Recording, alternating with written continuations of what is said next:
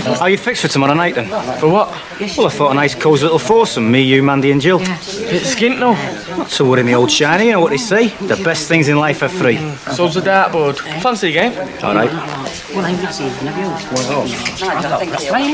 Hey, do you see what that other fella, please? Hey there. Yeah? What have I done? Nothing.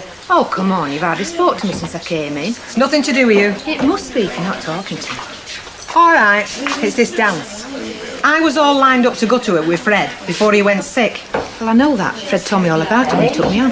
Well, you can imagine how I felt when Big Daddy said he were taking you. I've splashed out on a new frock. I booked to have my hair done. I've even shaved my legs, but I'm not blaming you. It's not your fault. Hang on. I told Frank all about this when he asked me to go in first place. I said, you do realise that Bet's supposed to be going, don't you? And what did he say? He said you'd changed your mind. You weren't interested anymore. No Fred, no dance. He even suggested you'd got a big thing with Fred, like a Fred Astaire and Ginger Rogers. Those were his exact words. Me and Flash Fred. You and Fred. Well, he's a lying toad then. He's an even bigger lying toad than Flash Fred. They couldn't be brothers, could they, Kath? And she says make sure it's not dinted. The last can of soup she had from you had a whacking great dint in it. Not when it left here, it hadn't. Tell her it's for supping, not chucking. One motor, expertly serviced and returned to own door. Oh. Can't ask for better than that. Right, lad. Now. Hey, up, what am I paying for here?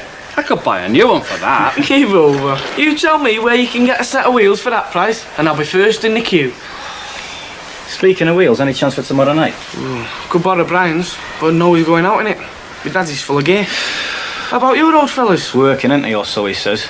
The birds are all lined up and all. How about you, Mr. Roberts? You look like a nice, kind gent who wouldn't stand in the way of true love. I'm sorry, lads. Even if I was lending it, which I'm not, I wouldn't be doing true love no favour trying to cram 4 into that car. He's got a point there. Yeah. So what we're going to do about tomorrow night? All right, lads. You going out tomorrow night? How about a sixsome? Well, we've got these 4 tickets, and it's like gold getting 4, you know. There's no chance of getting any extra, is there, Kev? No, I mean, we would if we could. Yeah. Oh, well, perhaps another time, eh? Yeah. Why don't you take a lane out on your own? Well, we're not quite at that stage yet, you know, but we're getting closer. Actually, it's a bit on the shy side. But some girls feel happier when they take their mates out on the first few dates. You sound like quite an expert on female psychology, lad. Are you sending me up, Mr. Roberts? Nay, not at all. I just wish you'd give me a few tips. It'll be a good match tomorrow. My dad's going. Birmingham? Tomorrow night? That's it then, we've cracked it. Your pad. Sorry, mate. Debbie's in with a mate who's staying the night. Hey, Mum.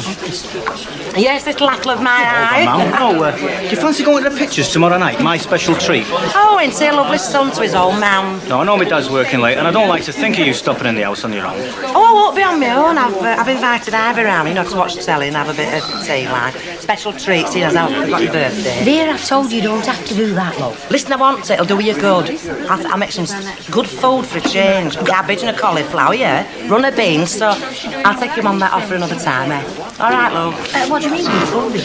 Girl, me old mate, about tomorrow night. Yeah? Well, we've been thinking. We'd much rather spend an evening in with the girls and you and Elaine than go to some naff concert, wouldn't we, Kev? Oh, without a doubt. So, what's the chances of us all coming round to your place? Yeah, that'd be great. Really? You sure? No problem. Mrs. Bishop's always telling me to use the house as my own home.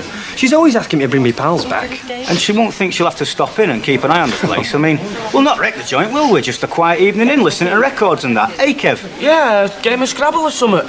Mrs. Bishop's a very understanding person. She'll probably make her own arrangements. Ace, that's it then. We're in. Right then. I'll go round to Elaine's first thing in the morning and invite her. I'll pass there on me round. You're never going in your binman gear, are you? Why not? She knows what I do. It's good honest toil. I'm not ashamed of it. And you can't look suave and trendy all the time, can you?